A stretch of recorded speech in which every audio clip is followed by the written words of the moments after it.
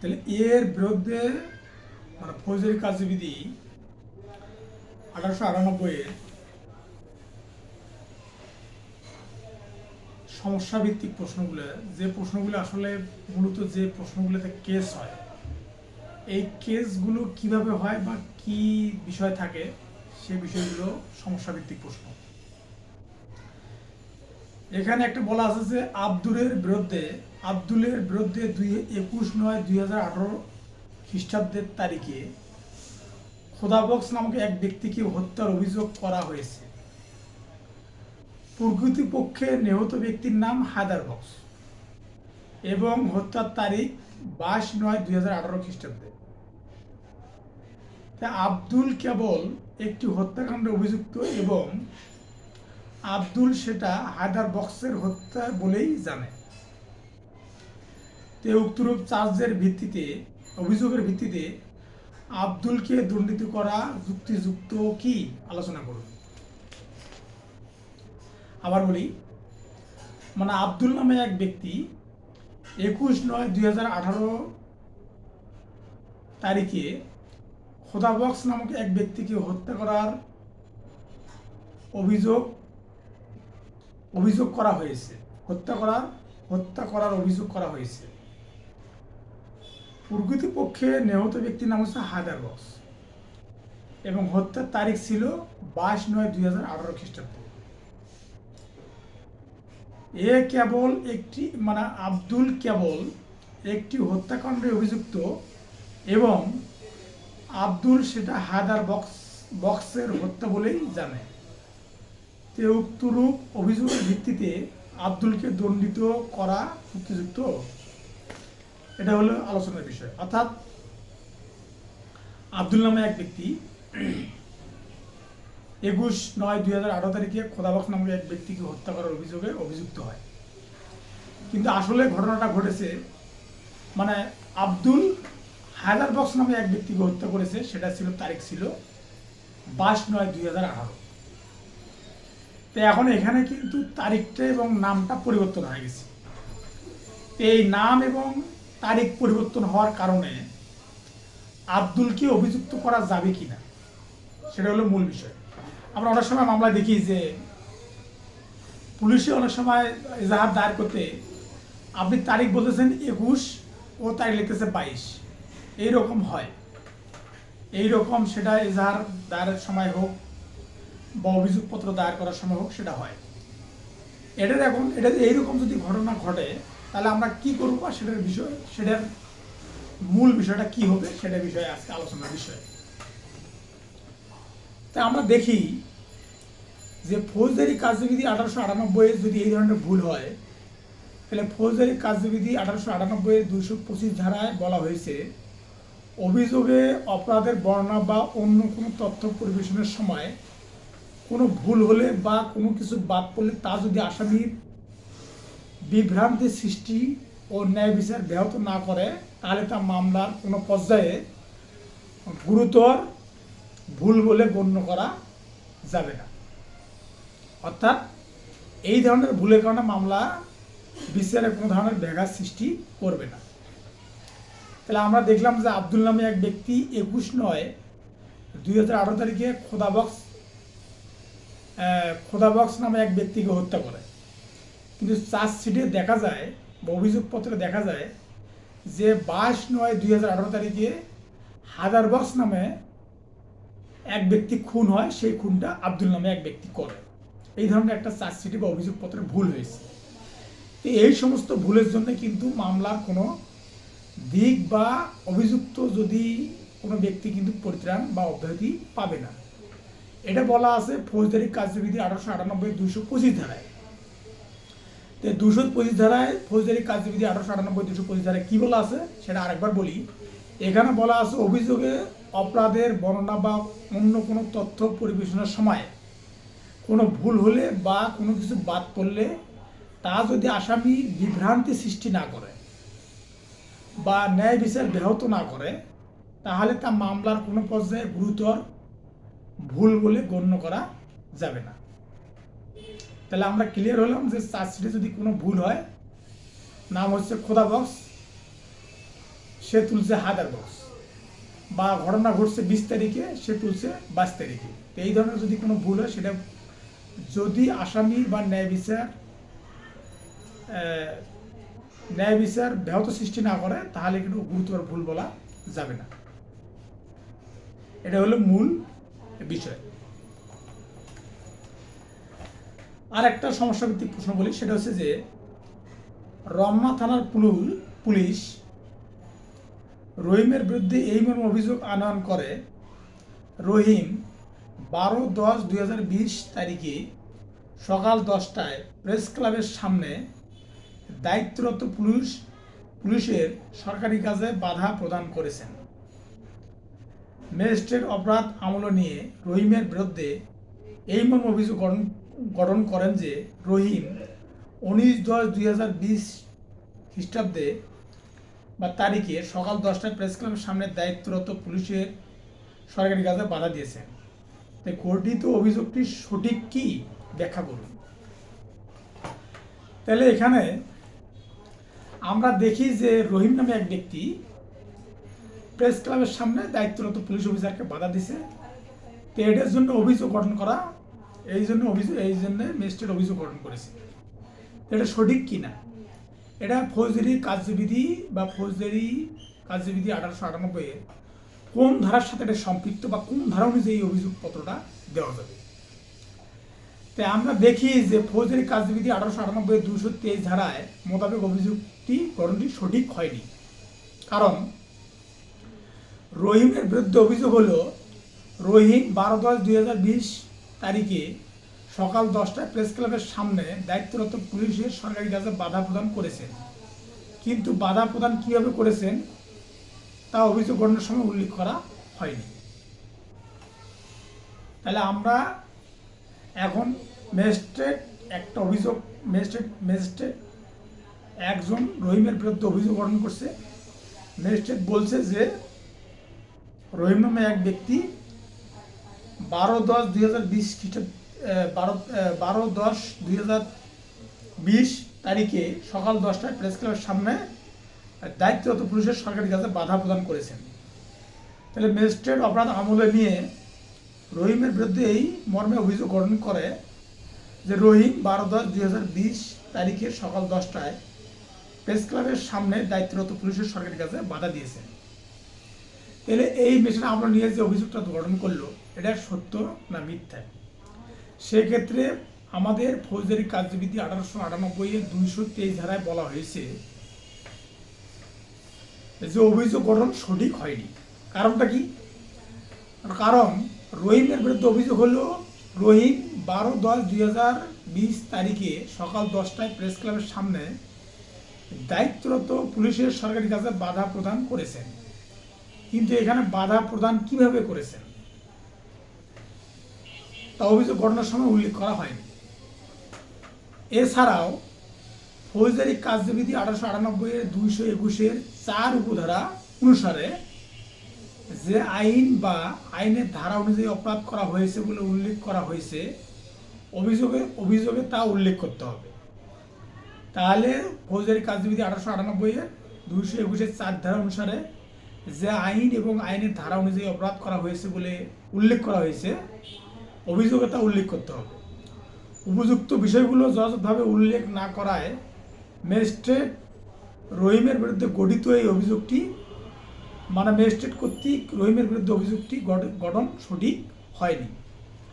তাই ফৌজদারি কার্যবিধি 1898 এর 221 ও 222 ধারায় উল্লেখিত তথ্যাবলী দ্বারা যখন অভিযুক্ত ব্যক্তির বিরুদ্ধে আনিত অভিযোগ সম্পর্কে পর্যাপ্ত রূপে জানা যায় না, তখন অপরাধটি কিভাবে সংঘটিত হয়েছে সে সম্পর্কে তথ্য দেওয়া বাধ্যতামূলক।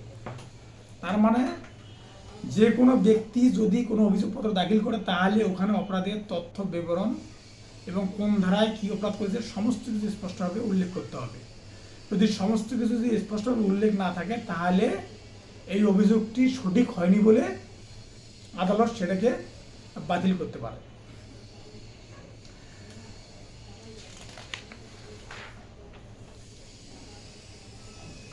আর একটা সমস্যাভিত্তিক প্রশ্ন, সেটা হচ্ছে সংবাদদাতাকে আক্রমণ করে গুরুতর আহত করার অভিযোগে 6 জন ব্যক্তির বিরুদ্ধে এজাহার রুজু করা হলো। তদন্তকারী কর্মকর্তা 2 জন অভিযুক্তের বিরুদ্ধে অভিযোগপত্র দিলেন। অপর 4 জন অভিযুক্তকে এই হেতুতে অব্যাহতি প্রার্থনা করলেন যে ঘটনার সময় 3 জন এজাহার নামীয় অভিযুক্ত অফিসে এবং অন্য একজন একটি পরিচিত ক্লিনিকে চিকিৎসাধীন ছিলেন। তদন্তকারী কর্মকর্তার প্রার্থনা অনুযায়ী বিজ্ঞ ম্যাজিস্ট্রেট উক্ত 4 জন অভিযুক্তকে অপরাধের দায় থেকে অব্যাহতি দিতে পারেন কি ব্যাখ্যা করেন। তাহলে আইন অনুযায়ী পর্যালোচনার সিদ্ধান্ত কোনটা হবে, যে 36 DLR আপিল ডিভিশন 58 ধারার মামলায় আপিল বিভাগ বলেন, পুলিশ রিপোর্টের ভিত্তিতে কাউকে অব্যাহতি করার সুপারিশ থাকলেও ওই পর্যায়ে অব্যাহতি দেওয়া যাবে না। এছাড়াও 36 DLR আপিল ডিভিশন 58 নম্বর মামলায় আপিল বিভাগ বলেন, পুলিশ প্রতিবেদনের সময় অব্যাহতি সুপারিশ করা যাবে না। পুলিশ রিপোর্টের শব্দটিও ব্যবহার করা সঠিক নয়, এর পরিবর্তে মুক্তি শব্দ ব্যবহার করতে হবে। তদন্তকারী কর্মকর্তা প্রার্থনা অনুযায়ী বিজ্ঞ ম্যাজিস্ট্রেট উক্ত 4 জন অভিযুক্তকে অপরাধের দায় থেকে অব্যাহতি দিতে পারবেন না। তাহলে আরেকটা বিষয় বলি, সংবাদদাতাকে আক্রমণ করে গুরুতর আহত করার অভিযোগে 6 জন ব্যক্তির বিরুদ্ধে এজাহার রুজু করা হলো। মানে প্রাথমিক তথ্য বিবরণী অর্থাৎ FIR যেটা বলা হয় ওটা রুজু করছে। তদন্তকারী কর্মকর্তা 2 জন অভিযুক্তের বিরুদ্ধে অভিযোগপত্র দিলেন। অপর 4 জন অভিযুক্ত এই হেতু অব্যাহতি প্রার্থনা করলেন যে ঘটনার সময় 3 জন এজাহার নামে অভিযুক্ত অফিসে এবং অন্য জন একটি পরিচিত ক্লিনিকে চিকিৎসাধীন ছিলেন। তদন্তকারী কর্মকর্তা প্রার্থনা অনুযায়ী বিজ্ঞ ম্যাজিস্ট্রেট উক্ত 4 জন অভিযুক্তকে অপরাধ দায় থেকে অব্যাহতি দিতে পারেন কিনা ব্যাখ্যা করেন। তাহলে আমরা এই প্রশ্ন থেকে নিশ্চিত হলাম যে 36 DL মানে ঢাকা ল রিপোর্ট আপিলেট ডিভিশনের 58 নং মামলা থেকে আমরা স্পষ্টভাবে দেখতে পাই যে আপিল বিভাগ বলেছেন যে পুলিশের রিপোর্টের ভিত্তিতে কাউকে অব্যাহতি দেওয়ার সুপারিশ কাউকে অব্যাহতি দেওয়া যাবে না। এছাড়া আপিল বিভাগ বলেন যে পুলিশ প্রতিবেদনের সময় অব্যাহতি সুপারিশ করা যাবে না। পুলিশ রিপোর্টেও শব্দটি ব্যবহার করা সঠিক নয়, এর পরিবর্তে মুক্তি শব্দ ব্যবহার করতে পারে। যদি কোনো পুলিশ কর্মকর্তা তদন্তকারী অর্থাৎ চার্জশিটে যদি বিষয়টা উল্লেখ করে যে তাদেরকে অব্যাহতি দাও, এটা বলা যাবে না, কিন্তু পুলিশ তাদের তদন্ত প্রতিবেদনে বলতে পারে বা অভিযোগপত্রে বলতে পারে যে তাদেরকে মুক্তি দেওয়া যেতে পারে, কারণ ওই 4 জন ব্যক্তি ঘটনার সময় উপস্থিত ছিল না বা তারা ঘটনার সাথে সম্পৃক্ত নয়, এই হিসেবে একটা তথ্য দিতে পারে। তাহলে আমরা এখানে দেখতে পাই যে ঢাকা ল রিপোর্টে 36 নম্বর ল রিপোর্ট 58 নং মামলায় আমরা দেখতে পাই যে আপিল বিভাগ বলেছেন যে পুলিশের রিপোর্টের ভিত্তিতে কাউকে অব্যাহতি দেওয়া যাবে না। তাহলে অভিযোগপত্রে কাউকে পুলিশ অব্যাহতি দেওয়ার সুপারিশ করে তো সেটা কিন্তু দেওয়া যাবে না। এটা আরেকটু স্পষ্ট করে বলি যে এজাহারের ভিত্তিতে তদন্তকারী কর্মকর্তা তদন্ত শেষে 4 জন অভিযুক্তের বিরুদ্ধে অভিযোগপত্র দাখিল করেন। এই অভিযুক্তগণ এই মর্মে অধিকতর তদন্তের প্রার্থনায় একটি দরখাস্ত দাখিল করেন যে তদন্তকারী কর্মকর্তা ঘটনাস্থল পরিদর্শন করেননি কিংবা আইন অনুযায়ী সাক্ষীদের পরীক্ষা করেননি, সংবাদদাতার দ্বারা প্রভাবিত হয়ে কোনো প্রকার তদন্ত না করে অভিযোগপত্র জমা দিয়েছেন। দরখাস্তটি মঞ্জুর হতে পারে কি, এটা হলো বিষয় যে দরখাস্তটা মঞ্জুর হতে পারে কি না। তার মানে পুলিশ কোনো প্রতিবেদন জমা দিলে আদালত তা গ্রহণ করতেও পারেন, আবার অধিকতর তদন্তের নির্দেশ দিতে পারেন, অথবা ফৌজদারি কার্যবিধি 1898 এর 190 এর C ধারা অনুযায়ী অপরাধ আমলে নিতেও পারবে, কিন্তু অভিযুক্তগণ কর্তৃক দাখিলকৃত কোনো দরখাস্ত আমলে নেওয়া যাবে না। তাহলে 49 নং ঢাকা ল রিপোর্ট আপিলেট ডিভিশন 56 নং মামলায় আপিল বিভাগ বলেন, আসামি পক্ষে তাদেরকে মিথ্যাভাবে মামলা জড়ানো হয়েছে কিংবা সঠিকভাবে তদন্ত না করে অভিযোগপত্র দাখিল করা হয়েছে, এসব কারণ উল্লেখ করে নারাজি দরখাস্ত দাখিল করার সুযোগ নেই। সুতরাং উক্ত ঘটনার অভিযুক্তগণকে কর্তৃক দাখিলকৃত দরখাস্ত মঞ্জুর করার সুযোগ নেই। তাহলে আমরা এখানে স্পষ্ট দেখতে পেলাম যে যদি অভিযোগপত্রের বিরুদ্ধে একমাত্র বাদী পক্ষ অর্থাৎ যে এজাহার দায়ের করেছে সেই ব্যক্তি ব্যতীত নারাজি পিটিশন করতে পারবে না। এখন আসামি পক্ষ কখনো নারাজি পিটিশন করতে পারবে না। নারাজি পিটিশন করতে পারবে হচ্ছে যে এজাহার দায়ের করেছে বাদী পক্ষ, মানে ভিকটিম পক্ষ। তাহলে আমরা এখানে দেখলাম যে ম্যাজিস্ট্রেট এখানে অধিকতর তদন্ত দেওয়ার জন্য একটা সুযোগ দিতে পারে, সেটা হচ্ছে 190-এর সি উপধারা অনুযায়ী, যে একটা অধিকতর তদন্তের জন্য একটা আদেশ দিতে পারে।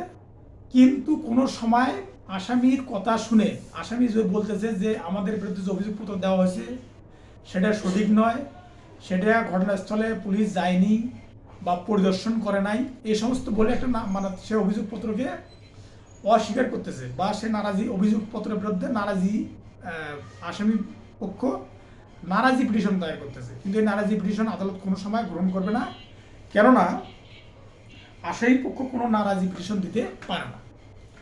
তাদের নারাজি পিটিশন দেওয়ার কোনো ক্ষমতা আদালত দেয়নি বা দিবে না।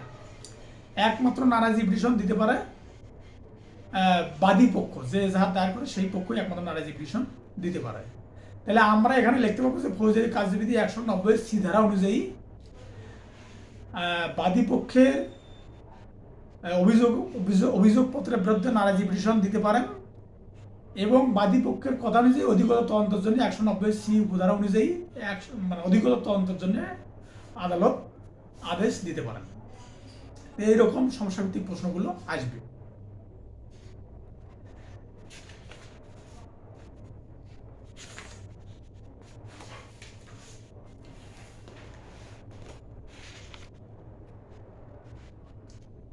এবার আরেকটা বিষয় বলি, এবার হচ্ছে এটা শেষ প্রশ্ন। এটা ফৌজদারি কার্যবিধির রহিম একজন বাড়ির মালিক নিকটস্থ থানায় এই মর্মে সংবাদ দেন যে তার ভাড়া দেওয়া কক্ষের মধ্যে সিলিং ফ্যানে একটি মৃতদেহ ঝুলছে ও কক্ষটির ভেতরের দিক থেকে তালা দেওয়া আছে। উক্ত সংবাদ পাওয়ার পর পুলিশ কর্মকর্তার আইন অনুযায়ী করণীয় কি? এটা কিন্তু একটা কমন একটা বিষয়। হ্যাঁ, যে রহিম নামে একজন বাড়ির মালিক নিকটস্থ মানে অর্থাৎ তার বাড়ির কাছে যে থানা আছে নিকটস্থ থানায় এই মর্মে সংবাদ দেন যে তার ভাড়া দেওয়া কক্ষের মধ্যে সিলিং ফ্যানে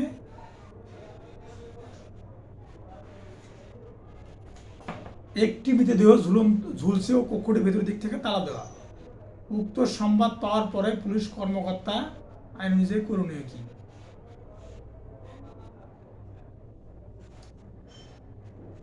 তাহলে আইন অনুযায়ী করণীয় কি? এটা হলো ফৌজদারি কার্যবিধি ওই যে 1898-এর 174 ধারা অনুযায়ী রিপোর্ট প্রদান করবে, মানে সুরুথাল রিপোর্ট, সে অনুযায়ী সে রিপোর্ট তৈরি করবে। আর একটা বিষয় হলো সেটা হচ্ছে যে রহিমকে দণ্ডবিধি 1860-এর 408 ধারার অধীনে শাস্তিযোগ্য অপরাধ সংগঠনের দায়ে অভিযুক্ত করা হয়। আদালত রহিমকে 381-র অধীনে শাস্তিযোগ্য অপরাধ সংগঠনের দায়ে দোষী সাব্যস্ত দণ্ডিত করেন। উক্ত দোষী সাব্যস্তকরণ ও দণ্ডিতকরণ বৈধ কি? প্রাসঙ্গিক আইনের বিধানে উল্লেখপূর্বক উত্তর দিন। তাহলে রহিমকে দণ্ডবিধি 1860-এর 408 ধারার অধীনে শাস্তিযোগ্য অপরাধ সংগঠনের দায়ে অভিযুক্ত করা হয়। আদালত রহিমকে 408-এ না দিয়ে তিনি 181 ধারার অধীনে শাস্তিযোগ্য অপরাধ সংগঠনের দায়ে দোষী সাব্যস্ত দণ্ডিত করেন। তাহলে তাকে অভিযুক্ত করা হয়েছে একটা অপরাধে, 408 ধারার অপরাধে। আদালত সেটা উল্টে দিয়ে আদালত সাক্ষী প্রমাণের ভিত্তিতে দেখছে যে এটা আসলে 408 ধারার অপরাধ না, এটা হচ্ছে 381 ধারার অপরাধ। 381 ধারার অপরাধ আদালত মনে করে কি করছে, রহিমকে শাস্তি দিছে। তাহলে এই শাস্তিটা বৈধ কি অবৈধ, মানে তার বিরুদ্ধে অভিযোগ গঠন করা হয়েছে যে সে বেবিচার করছে। 397 ধারায় সে বেবিচার, মানে 397 ধারায় অভিযোগ করা হয়েছে সে বেবিচার করছে। 497। কিন্তু আদালতে যখন অভিযোগপত্র তার নামে দেওয়া হয়েছে, আদালত সাক্ষী প্রমাণের ভিত্তিতে দেখলো যে সে আসলে বেবিচার করে না, সে করছে ধর্ষণ। আদালতে ধর্ষণ প্রমাণিত হওয়ার কারণে বা আদালত মনে করছে ধর্ষণ করছে, এই জন্য সে ধর্ষণের শাস্তি যেটা হয় সেই অনুযায়ী শাস্তি দিচ্ছে। তো এই বিষয়টা বৈধ না অবৈধ, মানে অভিযোগপত্রে একটা অপরাধের জন্য দোষী সাব্যস্ত করা হয়েছে, কিন্তু আদালতের সাক্ষ্য প্রমাণের ভিত্তিতে ওই অভিযোগটা অন্যটা, সেই অনুযায়ী আদালত আসামিকে শাস্তি প্রদান করেছে, সেটা বৈধ না অবৈধ। তাই আমরা দেখি যে আইন অনুযায়ী পর্যালোচনার সিদ্ধান্ত যদি আমরা দেখি যে ফৌজদারি কার্যবিধি 1898 237 ধারা অনুযায়ী আসামির বিরুদ্ধে একটি অপরাধের জন্য যদি অভিযোগ গঠন করা হয় বা অন্য কোনো অপরাধ প্রমাণিত হলে প্রমাণিত অপরাধে তাকে দোষী সাব্যস্ত করে শাস্তি দেওয়া যাবে। মানে একটা অপরাধের জন্য অভিযোগ গঠন করা হয়েছে, কিন্তু সাক্ষ্য প্রমাণের ভিত্তিতে অন্য একটা অপরাধ সংঘটিত হয়েছে, তাহলে ফৌজদারি কার্যবিধি 1898 237 ধারা অনুযায়ী এটা কিন্তু বৈধ।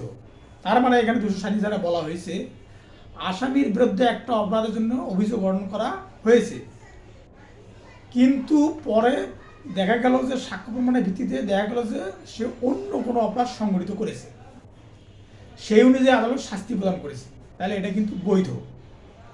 তো রহিমকে পেনাল কোড 1860 408 ধারার অধীনে অভিযোগ গঠন করে বিচার শেষে তাকে 381 ধারার অধীনে শাস্তিযোগ্য অপরাধ সংগঠনের দায়ে দোষী সাব্যস্ত দণ্ডিত করা যাবে। তাহলে এটা কিন্তু আমরা ক্লিয়ার হলাম যে 237 ধারা অনুযায়ী কিন্তু একজন অভিযোগ করছে, একটা অভিযোগের তদন্ত রিপোর্ট দেওয়া হয়েছে একটা, কিন্তু আদালত ওই অভিযোগপত্রের যে দণ্ড বা যে ধারা ওই ধারা না দিয়ে অন্য ধারায় দণ্ড দিচ্ছে। যদি এটা আমরা চ্যালেঞ্জ করি তাহলে কিন্তু আদালত যা করছে সেটা সঠিক। কি জন্যে? কারণ আদালত মানে তদন্ত অভিযোগপত্র দেখা গেল যে বিভিন্ন কারণে সে হয়তো গুরুতর অপরাধ করছে, কিন্তু তার অপরাধটাকে লঘু করার জন্য এই তদন্ত রিপোর্ট জমা দিচ্ছে, দেওয়া দরকার, তাই থানা থেকে তদন্ত রিপোর্ট সেটা দেওয়া হয়েছে। কিন্তু সাক্ষ্য প্রমাণের ভিত্তিতে দেখা গেল সে তার অপরাধটা ছিল গুরুতর, সেই ক্ষেত্রে যদি গুরুতর অপরাধে যদি আদালত শাস্তি প্রদান করে তাহলে সেটা কিন্তু আদালতের জন্য বৈধ, এবং এটা আদালতের জন্য বৈধ। এটা বলা আছে ফৌজদারি কার্যবিধি 1898 237 ধারাতে।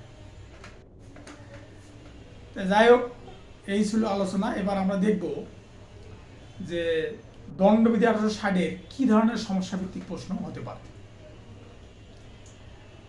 দণ্ডবিধিতে যে ধরনের প্রশ্নগুলো সমস্যা ভিত্তিক প্রশ্নগুলো হয় সেটা একটু সংক্ষিপ্তভাবে আলোচনা করার চেষ্টা করব, কারণ আমরা যদি প্রশ্ন না বুঝি তাহলে কিন্তু আমরা অ্যান্সার দিতে পারবো না।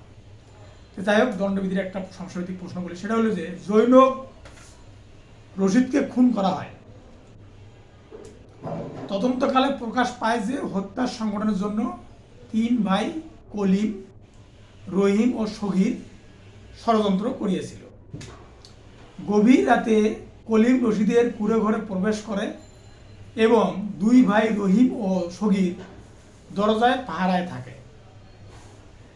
কলিম ছুরির আঘাতে রশিদকে হত্যা করে। এই অবস্থায় আসামিদের কোন আইনের কোন কোন ধারার অভিযুক্ত করা যাইবে? তাহলে একটা বিষয় বলি, রশিদকে খুন করা হয়। এই রশিদকে খুন করার জন্য 3 ভাই, মানে তারা এক একটা ভূমিকা পালন করে। তাহলে এই তিন ভাই কি সমান অপরাধে দোষী সাব্যস্ত হবে কিনা, এটা কিন্তু মূল আলোচনা বিষয়। তারা তিন ভাই মিলে রশিদ নামে এক ব্যক্তিকে খুন করে। এই খুন করার সময় এই তিন ভাইয়ের তিন রকম ভূমিকা ছিল। তো এরা কি রশিদের খুনে তিন ভাই কি সমানভাবে অভিযুক্ত হবে কি হবে না, এটা হলো মূল বিষয়।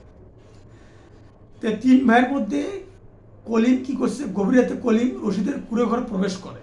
তাহলে কলিম কি করছে, প্রথমে তার ঘরে প্রবেশ করছে, আর দুই ভাই রহিম এবং সগীর দরজায় পাহারায় থাকে। তাহলে কলিম ঘরে প্রবেশ করছে আর রহিম আর সগীর দরজায় পাহারা থাকে, আর কলিম ছুরিকা আঘাত করে রশিদকে খুন করে। তো এখন এদের কি কি শাস্তি হবে বা কি ধরনের শাস্তি হবে, তাহলে এখানে দণ্ডবিধির কটা ধারা সম্পৃক্ত হবে, এটা হলো আজকে আলোচনার বিষয়। যদি আইন অনুযায়ী পর্যালোচনা করি এবং সিদ্ধান্ত দেই, সেটা হচ্ছে যে এইরকম যে দণ্ডবিধি 1860-এর কয়টা ধারা এটার সাথে সম্পৃক্ত হবে, সেটা হলো মূল বিষয়। যে দণ্ডবিধি 1860-এর আগে প্রথমে যুক্ত হবে 34 ধারা, মানে অভিন্ন অভিপ্রায়, কমন ইন্টেনশন। তারপরে যুক্ত হবে 109 ধারা, তারপরে যুক্ত হবে 302 ধারা।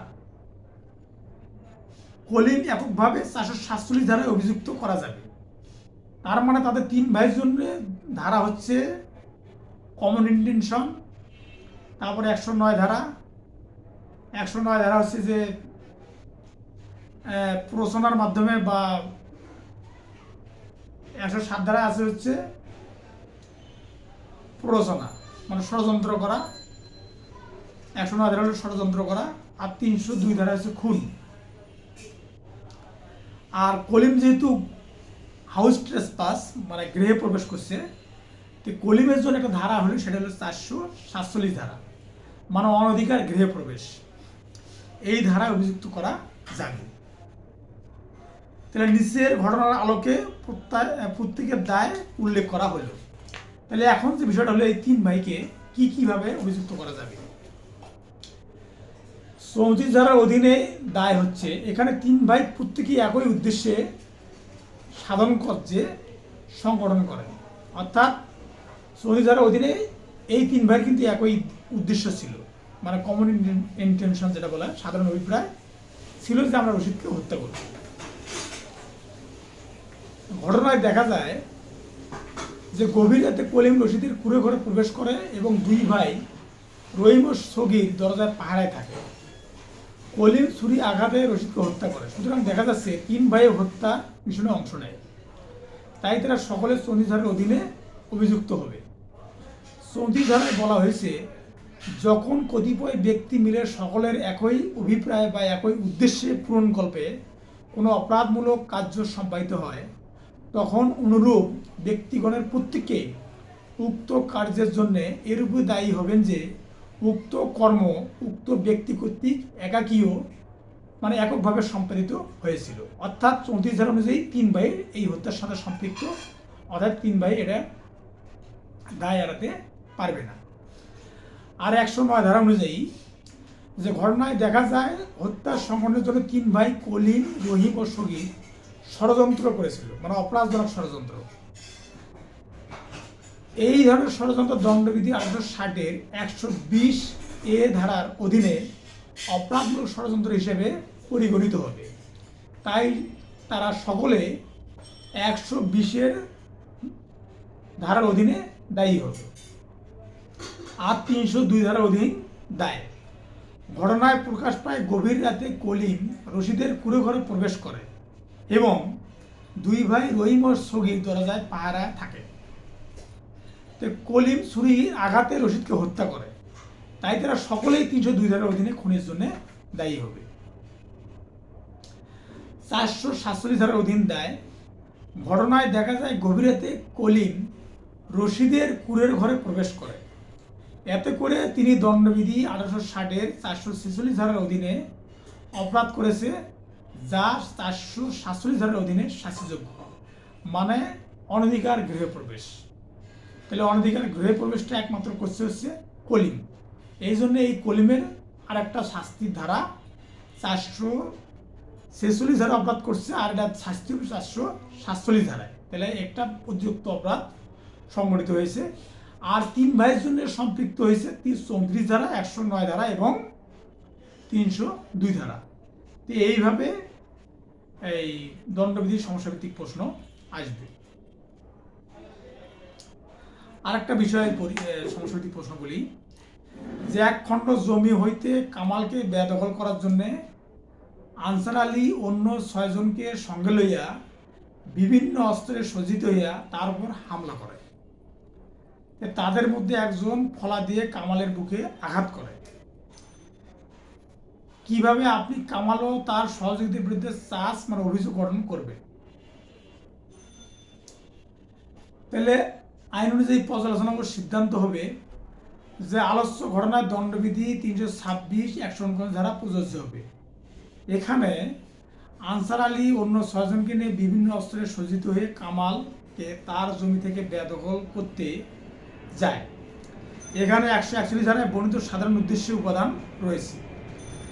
141 ধারার চতুর্থ প্রায় সাধারণ উদ্দেশ্য হলো কোনো অপরাধমূলক বল প্রয়োগ করে বা হুমকি প্রদান করে কোনো সম্পত্তি অর্জন বা কোনো ব্যক্তিকে তার অধিকার থেকে বঞ্চিত করা।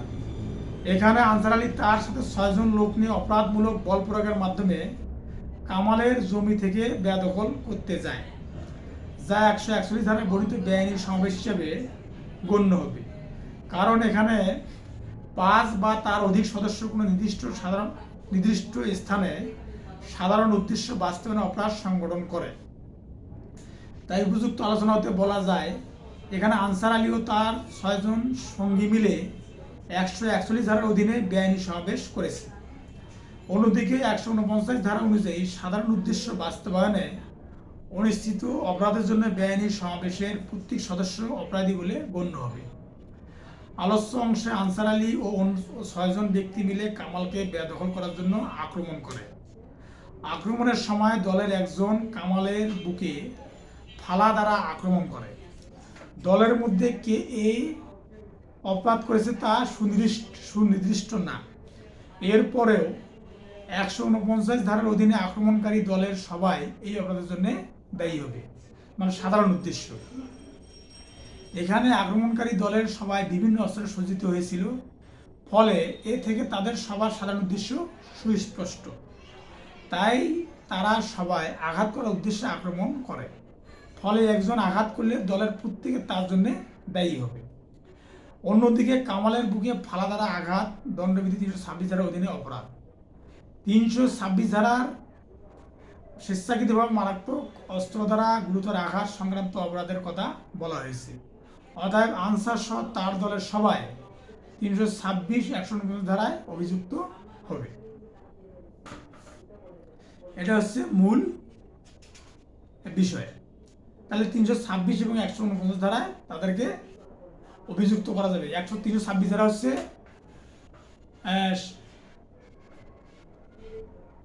ইচ্ছাকৃতভাবে আঘাত করা, মানে 319 ধারা হচ্ছে আঘাত, 320 হচ্ছে আঘাতের সংজ্ঞা। তাহলে ইচ্ছাকৃতভাবে গুরুতর আঘাত করা, স্বেচ্ছায় ইচ্ছাকৃতভাবে গুরুতর আঘাত করা 326 ধারা। আর 149 ধারা হচ্ছে সাধারণ উদ্দেশ্য। তাহলে 149 ধারা এবং 326 ধারায় তারা অপরাধ করেছে এবং দণ্ডবিধি সেই অপরাধে তাদের শাস্তি পাবে। এখন সমস্যাভিত্তিক সুন্দর একটা প্রশ্ন, সেটা হলো যে এই প্রশ্নটা অনেক বড়। একজন ট্রাক ড্রাইভার বস্তিতে থাকে। একদিন সে অসময়ে বাড়িতে ফিরে তার 20 বছরের বয়স্ক ছোট বোনকে প্রতিবেশী এক যুবকের সঙ্গে ঘনিষ্ঠ ও আবেগপ্রবণ অবস্থায় দেখিতে পায়। সে রাগান্বিত হইয়া ওঠে এবং উভয়কে দাও এর আঘাতে হত্যা করে, এবং সে যাতে ধরা না পড়ে সেই জন্যে বেপরোয়াভাবে ট্রাক চালিয়ে বাড়ি হইতে বাহির হইয়া যাওয়ার পথে পথচারী একজন মহিলাকে চাপা দিয়ে যায়। তাহাকে জোড়া খুনের জন্য দণ্ডবিধির 302 ধারার অভিযুক্ত করা হয় এবং রাস্তায় মহিলাকে চাপা দিয়েও হত্যার জন্য দণ্ডবিধি 304 ধারা অভিযুক্ত করা হয়।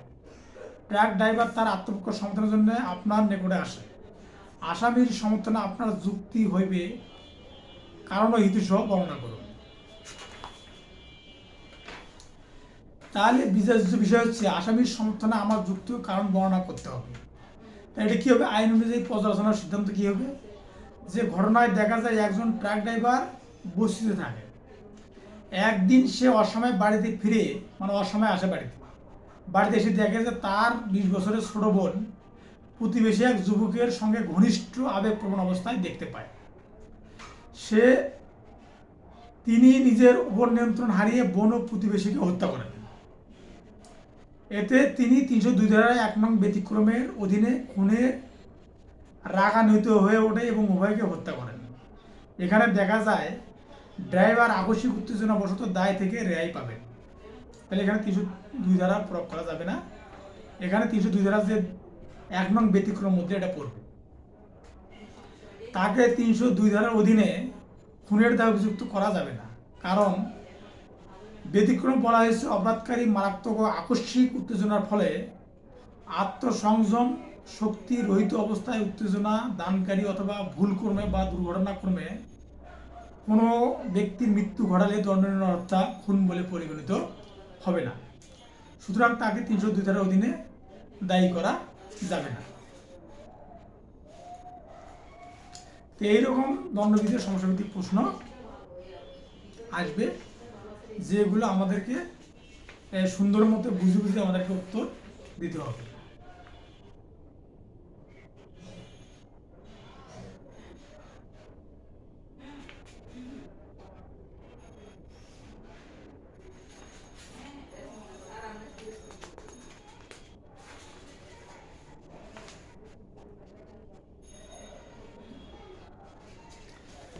আরো সমস্যাটি প্রশ্ন সেটা হচ্ছে যে রহিম করিমের নিকট থেকে 2 লাখ টাকা ঋণ নেয় এবং তা 1/1/2020 তারিখের মধ্যে পরিশোধের শর্ত থাকে, আর নির্ধারিত তারিখে রহিম তা পরিশোধ না করলে করিম দেওয়ানি আদালতে মামলা করে। তিনি পাশাপাশি একটি ফৌজদারি মামলাও করতে চান। তা আইনজীবী হিসেবে সংশ্লিষ্ট আইন ধারা উল্লেখ করে করিমকে কি পরামর্শ দিবেন? তে এখানে হচ্ছে আইন অনুযায়ী পর্যালোচনা ও সিদ্ধান্ত। এখানে করিমের দেওয়ানি মামলা পাশাপাশি দণ্ডবিধি 1860 ধারার 406 ধারার অধীনে ফৌজদারি মামলাও করতে পারবে। এটা 46 ঢাকা ল রিপোর্ট আপডেট ডিভিশন 180 মামলায় আদালত বলেন, নির্ধারিত সময়ে ঋণ গ্রহণ করার সময় যদি সুনির্দিষ্ট তারিখের মধ্যে টাকা ফেরত দিবে সত্ত্বে কোনো ব্যক্তিকে ঋণ দেওয়া হয় এবং ওই নির্দিষ্ট সময়ে না দেওয়া হয়, তাহলে চুক্তি ভঙ্গের দায়ে অভিযোগ করা যাবে। এরকম ক্ষেত্রে ধরে নেওয়া হয় যে সুনির্দিষ্টভাবে নির্ধারিত তারিখে টাকা ফেরত দেওয়া হবে এই বিশ্বাসেই টাকাটা ঋণ দেওয়া হয়, কিন্তু ওইরূপ সুনির্দিষ্ট তারিখ উল্লেখ না করা হলে ঋণ দেওয়া হতো না। কাজে এক্ষেত্রে টাকা ফেরত না দিলে জয়েন্ট লাইবিলিটি হবে না, ফৌজদারি মামলা চলবে। তাহলে আমরা দেখি যে ফৌজদারি মামলা করতে চান সেটা সে করতে পারবে, 406 ধারার অধীনে ফৌজদারি মামলা করতে পারবে।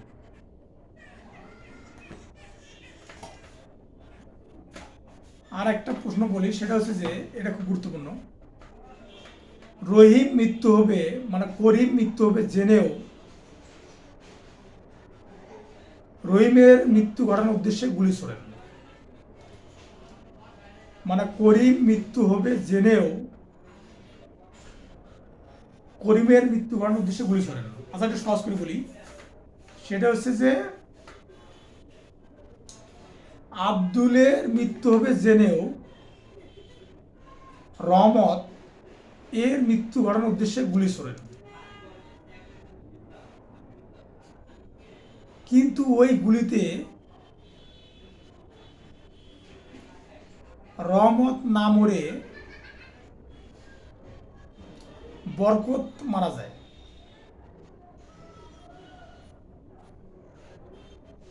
আচ্ছা, সহজ করে বলি, এক্স মৃত্যু হবে জেনে ওয়াই এর মৃত্যু ঘটানোর উদ্দেশ্যে গুলি ছোড়েন, কিন্তু ওই গুলিতে জেটের মৃত্যু হয়। এক্স এক্ষেত্রে দণ্ডবিধি 1860 কোন ধারার অধীনে অধীনে অপরাধ করেছেন ব্যাখ্যা করুন। তাই আইন অনুযায়ী পর্যালোচনার সিদ্ধান্ত, মানে দণ্ডবিধি 1860 301 ধারা অনুযায়ী যে ব্যক্তির মৃত্যু ঘটানোর ইচ্ছা ছিল সেই ব্যক্তি ছাড়া অন্য ব্যক্তির মৃত্যু ঘটিয়ে নরহত্যা সংঘটিত হলে অপরাধী যে ব্যক্তির মৃত্যু সংঘটনের ইচ্ছা করেছিল বা যে ব্যক্তির মৃত্যু ঘটতে পারে বলে জানতো সে ব্যক্তির মৃত্যু সংঘটন করলে তার অপরাধটি যেরূপ হতো এক্ষেত্রে সেরূপ হবে। মানে তার উদ্দেশ্যই ছিল যে কারোর মৃত্যু ঘটানো। তথা যদি দেখা গেল যে লোককে গুলি করছে সে লোক না মরে অন্য একজন লোক মারা গেছে, সে কিন্তু মারার জন্যে, তাকে হত্যা করার জন্য কিন্তু গুলিটা করছে, কিন্তু সেই লোকের না লাগিয়ে গুলিটা রাখছে অন্যজনে। এই ক্ষেত্রে তার মৃত্যু অর্থাৎ মৃত্যুদণ্ডে, অর্থাৎ মানুষকে হত্যা করার যে 302 ধারার যে অধীনে যে অপরাধ, সেই অপরাধটি সে সংঘটিত করেছে। প্রদত্ত ঘটনায় এক্স মৃত্যু হবে জেনে ওয়াইয়ের মৃত্যু ঘটানোর উদ্দেশ্যে গুলি ছোড়েন, কিন্তু ওইগুলি ওইগুলিতে ওয়াইকে না লেগে জেডকে লাগে এবং জেডের মৃত্যু হয়। এক্ষেত্রে এক্সের গুলিতে ওয়াই মারা গেলেও যেরূপ সাজা হতো জেড মারা যাতে একই সাজা হবে, অর্থাৎ খুনের দণ্ডে দণ্ডিত হবে। তাহলে এক্স এক্ষেত্রে দণ্ডবিধি 1860 301 ধারার অধীনে অপরাধটি সংঘটিত করেছে। অথবা আমরা নির্দ্বিধায় বলতে পারি, যদি খুন করার উদ্দেশ্যে যদি কোনো ব্যক্তিকে সে হত্যা করার উদ্দেশ্যে যদি কোনো কিছু করে এবং সেই ব্যক্তি ব্যতীত যদি অন্য কোনো লোক মারা যায়, তাহলে ওই ব্যক্তি মারা গেলে যে অপরাধ সংঘটিত করেছে অন্য ব্যক্তি মারা গেলে ঠিক একই অপরাধ সংঘটিত হবে।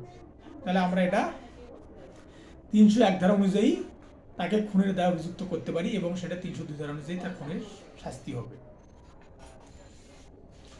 আরেকটা প্রশ্ন প্রায় আসে, সেটা হলো বলি, সমস্যাভিত্তিক প্রশ্ন। একজন ডাক্তার সরল বিশ্বাসে তার রোগীকে জানায় সে বাঁচবে না। মানে ইদানিং একটা ঘটনা আমি দেখেছি যে এক মহিলার ক্যান্সার ধরা পড়ছে এবং ডাক্তার বলছে যে আপনি 4র্থ স্টেপে আছেন। তাহলে পরে ওই মহিলা তো বলছে যে আপনি আর বেশি দিন বাঁচবেন না। পরে মহিলা তো খুবই চিন্তিত যে আমি 4র্থ স্টেপে আছি, মানে আমার টাইম শেষ। পর লাস্টে যেহেতু মহিলা একটু প্রভাবশালী বা অর্থ সম্পদশালী, সে করছে কি ভারতের ব্যাঙ্গালোরে গেছে ক্যান্সার টেস্ট করার জন্য, যার আগে তার ক্যান্সার হয়নি। তাহলে এইরকম ঘটনা, একজন ডাক্তার সরল বিশ্বাসে তার রুগীকে জানায় সে বাঁচবে না। এই কথা শোনার পর রুগী মানসিক আঘাতে মারা যায়। ডাক্তার জানতেন যে এই কথা শোনার পর রুগীর মৃত্যু হতে পারে। এই ক্ষেত্রে ডাক্তারের কোনো অপরাধ হবে কি? তাহলে এটা আইন অনুযায়ী আলোচনা ও সিদ্ধান্ত যেটা হবে যে দণ্ডবিধি 1860 ধারা অনুযায়ী যদি কোনো ব্যক্তির উপরাঘাতে কোনো সংবাদ দেওয়া হয়, তাহলে যে ব্যক্তির নিকট উক্ত সংবাদ দেওয়া হয় সে ব্যক্তির কোনো ক্ষতি সাধিত হতে পারে বিধায় সৎ বিশেষের সম্পাদিত কোনো সংবাদ প্রদান অপরাধ নয়। এক্ষেত্রে ডাক্তার কোনো অপরাধ হবে না। এখন ডাক্তার বললো যে আপনার ক্যান্সার হয়েছে, আপনি এই টেনশনে মারা গেলেন, পরে আপনার অভিভাবক যারা আছে তারা ডাক্তারের বিরুদ্ধে মামলা করলো, এই মামলা টিকবে না। কি জন্যে? কারণ দণ্ডবিধি 1860 ধারা অনুযায়ী বলেছে সরল বিশ্বাসে ডাক্তার যদি আপনার উপকারার্থে কোনো কিছু করে থাকে বা কোনো কিছু বলে সেটা অপরাধ হিসেবে গণ্য হবে না। এটা সাধারণ ব্যতিক্রমের মধ্যে পড়ছে। এই সাধারণ ব্যতিক্রম হচ্ছে 76 থেকে 106 ধারা। আর একটা সুন্দর একটা সমস্যাভিত্তিক প্রশ্ন এখানে বলা আছে, কমন অবজেক্ট এবং কমন ইন্টেনশনের মধ্যে পার্থক্য কি? অ্যাবেটমেন্ট বলতে কি বোঝায়? এ বি কে সি এর বাড়ি পুড়িয়ে দেওয়ার প্ররোচনা দেয়, বি সি এর বাড়ি পুড়িয়ে দেয় এবং সি এর বাড়ির মূল্যবান মালামাল চুরি করে নেয়। এক্ষেত্রে বি কর্তৃক সি এর বাড়ির মালামাল চুরির জন্য কি এ কে অ্যাবেটর হিসেবে দায়ী করা যাবে? আবার শোনেন, এ বি কে সির বাড়ি পুড়িয়ে দেওয়ার জন্য প্ররোচনা দেয়, সির বাড়ি পুড়িয়ে দেয়, মানে বি কে বলে, এ বি কে বলে যে সির বাড়িটা পুড়িয়ে দাও। তা বি সির বাড়ি পুড়িয়ে দেয় এবং সির বাড়ির যে মালামাল ছিল সেগুলো চুরি করে। তা এই ক্ষেত্রে বিকে সির বাড়ির মালামাল চুরির জন্যে একে কি দায়ী করা যাবে কিনা, এটা হলো মূল প্রশ্ন। আপনাকে একজন ব্যক্তি বলল যে অমুকের বাড়ি পুড়িয়ে দাও, তা আপনি বাড়ি পুরো তো দিছেন, পাশাপাশি ওই বাড়ির যে মালামালগুলো ছিল সেগুলো চুরি করছেন। যে লোক আপনাকে ওই বাড়ি পুড়িয়ে দেওয়ার জন্য বলছিল, এখন আপনার চুরির দায় সেই ব্যক্তির উপর পড়বে কিনা, এটা হলো মূল বিষয়। তাই যদি আমরা আইন পর্যালোচনা করি এবং সিদ্ধান্ত নিতে পারি, সিদ্ধান্ত এইভাবে নিতে পারি যে দণ্ডবিধি 1860-এর 111 ধারায় বলা হয়েছে, এক কাজে সহায়তা করা এবং ভিন্ন কাজ সম্পাদন করা হয়, মানে যে কাজের জন্য আপনাকে করতে বলা হয়েছে সেই কাজ ছাড়া যদি ভিন্ন কাজ করেন, সেক্ষেত্রে সহায়তাকারী সম্পাদিত কাজের জন্য এরূপ ও এই পরিমাণ দায়ী হবে যেন সে তাতে প্রত্যক্ষভাবে সহায়তা করেছে। মানে আপনি বিকে বলছেন সির বাড়ি পুড়িয়ে দাও, সে সির বাড়ি তো পুড়িয়ে দিয়েছে, পাশাপাশি সে সির বাড়ির মালামাল লুট করছে। এই ক্ষেত্রে আপনি কিন্তু এই কাজে সহায়তা করেছেন বলে এটা কিন্তু 111 ধারা অনুযায়ী এই কথা বলে। তবে সম্পাদিত কাজটি সহায়তার সম্ভাব্য ফল ছিল এবং প্ররোচনার প্রভাবহীন বা দুষ্কর্মের সহায়তা সংগঠনের ষড়যন্ত্রের সাহায্যে বা এর অনুসরণে সম্পাদিত হয়। তাহলে উপযুক্ত ঘটনায় যদি উক্ত গৃহপূর্ণ কাজের সহায়তার জন্য দোষী, তথাপি চুরি সহায়তার জন্য দোষী নয়, কারণ চুরি একটি স্বতন্ত্র কাজ ছিল এবং প্রমাণের কোনো সম্ভব পরিণতি ছিল না। তাহলে এখানে কিন্তু আরেকটা বলছে যে ঘটনায় বি কর্তৃক সির বাড়ির মালামাল চুরির জন্য একে অ্যাবাটার হিসেবে দায়ী করা যাবে না। কিন্তু বিকে বলছিল যে সির বাড়ি পুড়িয়ে দাও, কিন্তু সির বাড়ির মালামাল চুরি করতে কিন্তু বলে নাই। তাই আমরা 111 ধারায় দেখতে পেলাম যে তাকে বাড়ি প্রণোদনা দেওয়ার জন্যে একে দোষী সাব্যস্ত করা যাবে, কিন্তু বি যে এর বাড়ি পুড়িয়ে দেওয়ার পাশাপাশি যে তার মালামাল চুরি করছে তাকে সেই জন্য দোষী সাব্যস্ত করা যাবে না। তাহলে এক্ষেত্রে বি দোষী সাব্যস্ত করা যাবে না। এটা হলো দণ্ডবিধি 1860 সালের 111 ধারা অনুযায়ী।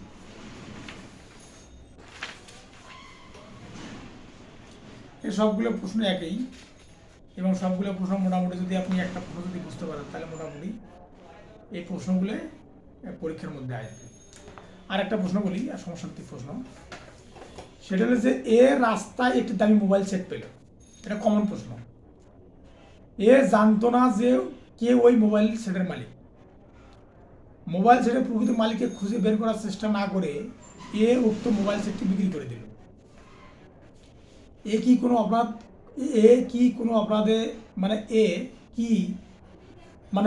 কোনো অপরাধে দোষী অপরাধী, যুক্তিসহ উত্তর দিন। তাহলে যদি আমরা অর্থাৎ একজন একটা রাস্তা, অর্থাৎ রহিম নামে এক ব্যক্তি রাস্তায় একটা মোবাইল সেট পেল। রহিম জানতো না যে কে এই মোবাইল সেটের মালিক। পরে রহিম করছে কি, প্রকৃত যেটা মালিক কে বা কে নয় তা খুঁজে না বের করার চেষ্টা না করে সেটা বিক্রি করে দিচ্ছে। তো রহিমকে কি দোষী সাব্যস্ত করা যাবে, সেটা হলো মূল বিষয়।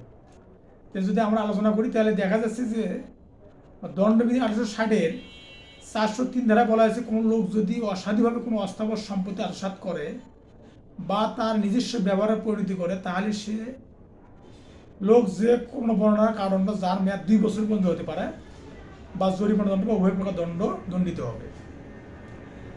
মোবাইল সেটটি পাওয়ার পর রহিম এর দায়িত্ব ছিল প্রকৃত মালিককে খুঁজে বের করার চেষ্টা করা, কিন্তু মোবাইল সেটের প্রকৃত মালিককে খুঁজে বের করার চেষ্টা না করে রহিম উক্ত মোবাইল সেট বিক্রি করে দেয়।